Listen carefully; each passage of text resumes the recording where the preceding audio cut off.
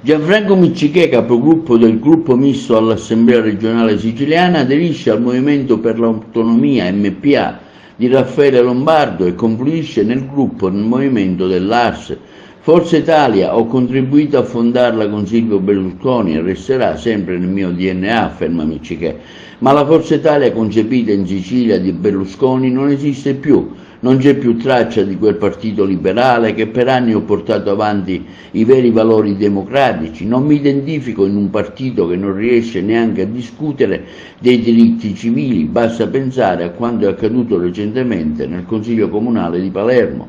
L'MPA di Raffaele Lombardo, continua Miccichè, è la scelta più coerente per chi come me si è speso per la Sicilia e per la sua autonomia. Un accordo netto in un momento cruciale per il futuro dell'autonomia. Porterò avanti, continua Miccichè, con determinazione la linea del gruppo che fa parte della maggioranza di governo, con la speranza di poterne migliorare le proposte.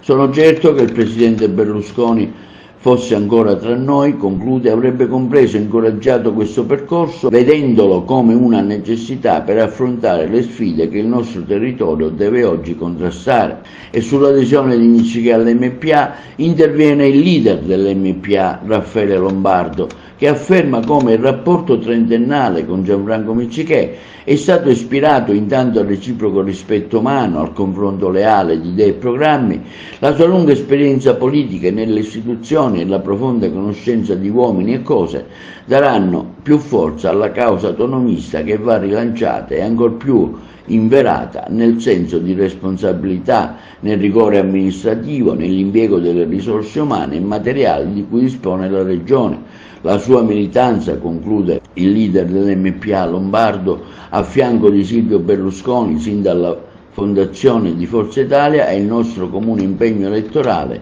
per Caterina Chinnici, che Antonio Tajani ha voluto capolista in Sicilia, accelerano il processo federativo avviato dal Movimento per l'Autonomia all'insegna dei condivisi valori di cui si fondano il Partito Popolare Europeo e l'Europa Unita.